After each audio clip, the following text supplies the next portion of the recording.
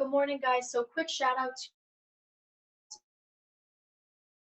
lab class yesterday and also with your work. So please keep that up.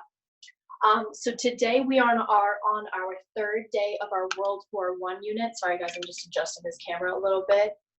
If you are someone who has not yet done lesson 2, before you even bother to do this lesson, you need to go back, make sure you've got lesson 1 and lesson 2 done.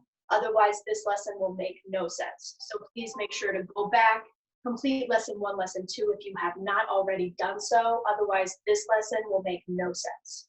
If you have not yet done the RTL yet, please pause the video, go ahead, fill in your RTL before continuing, just so you have those thoughts in the back of your mind as we're thinking about our current learning target today. I will be able to explain why America decided to enter World War I in 1917. So let's break this down a little bit. World War I happens from 1914 to 1918. America doesn't enter, though, until 1917, towards the end of the war. At first, America decides to stay neutral. That means at the beginning, it does not, when a country does not pick a side. So at first, America's staying out of it. They're saying, we don't want anything to do with World War I. It's a problem over there in Europe. We're not going to get involved. They remain neutral. But eventually, by 1917, the US does enter World War I. And today, we need to figure out why. Why does the US eventually choose to join World War I in 1917? Now, quickly to recap, when they do join, they end up on the Allied powers side. There are 2 sides to this war. On the Allied power side, you have nations like the US, which joins later. You also have Russia. Russia's there in the very beginning. Great Britain. Great Britain is there very close to the very beginning.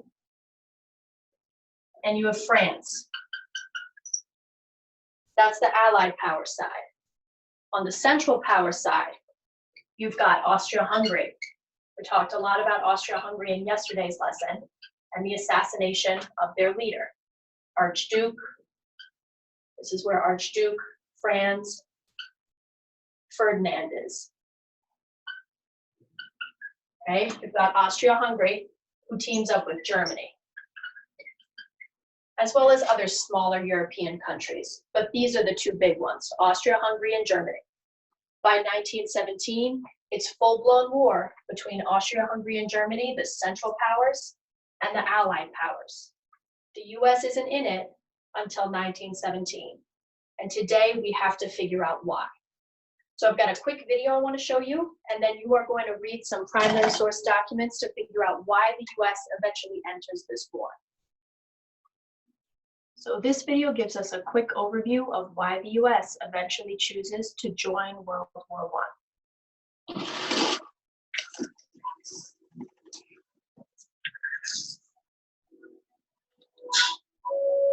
So America watches World War I from 1914 to April of 1917. And people ask why. Why doesn't America get involved immediately? And American politicians are petrified of being drawn into a foreign war and fighting for foreign ends. Remember, the United States is a nation of immigrants. People came here to avoid war in Europe. The Americans had from the very beginning an official policy of neutrality, but neutrality never meant indifference or apathy. Even though we're saying we don't want to involve ourselves, we certainly were sympathetic and trying to help and aid that cause in ways that the Germans saw as being destructive to their war aims. So in all those ways, the Wilson administration is walking the tightrope. Woodrow Wilson, after all, runs for re-election in 1916 on the slogan, "He kept us out of war." And yet within a year after winning that election, that very same president is declaring war on the Germans.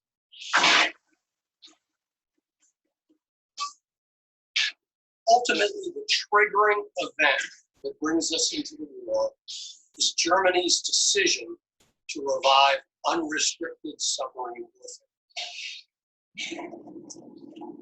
Added to that, the Germans had managed in a particularly ham-fisted way to try and recruit the Mexicans to come in on their side if America entered the war. And they had offered to return to the Mexicans all the lands they had lost in the 19th century to the US, Texas, New Mexico, Arizona. The Germans sent this offer to the Mexicans on telegram, Western Union of all things. Only what they didn't realize was the Western Union office was in London. And so the British captured the telegram and promptly sent it to the US and released it in public. And that angered the American people so much that, combined with unrestricted submarine warfare, Wilson felt that he had to take the US into the war against Germany and Austro-Hungary.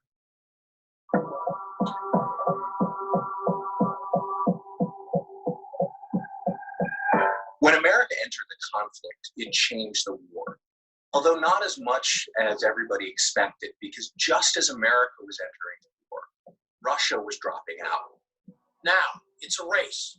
As Russia is leaving the war, can the United States get enough troops in to tilt that scale in favor of the Allies? They brought in the men, the materiel, and the resources that these allies needed desperately. The French and the British were suffering a sense that the war was stalemated, that defeat might be coming, and the American commitment was a real shot in the arm for both political leaders and for ordinary soldiers in the trenches. Prior to the outbreak of World War I, America was recognized as a strong young nation. By joining with the Allies and really helping to bring about the end of the war, we positioned ourselves as one of the world powers for the rest of the century.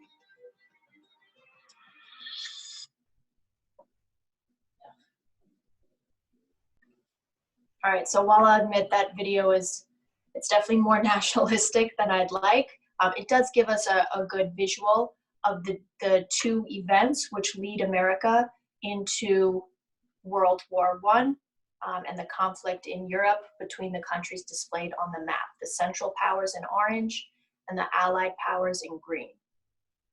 So if we scroll, we'll find our Steps to War graphic organizer, directions. Based on the information in the following documents, complete the questions in the following graphic organizer for the two events that led the US to enter World War I, the sinking of the Lusitania and the Zimmermann telegram. If you are in live class, you will be working in pairs. You will each learn about one event and then exchange information to complete the graphic organizer. So what you're going to read is a newspaper article published in 1915. After the sinking of the Lusitania, you will learn what that is through reading the source, or you'll focus on the Zimmermann telegram. Both events lead America into World War I. Your job is to figure out why. If you are not in live class, you are responsible for both events. If you are in live class, you're sharing that responsibility and teaching each other about whatever event you learn.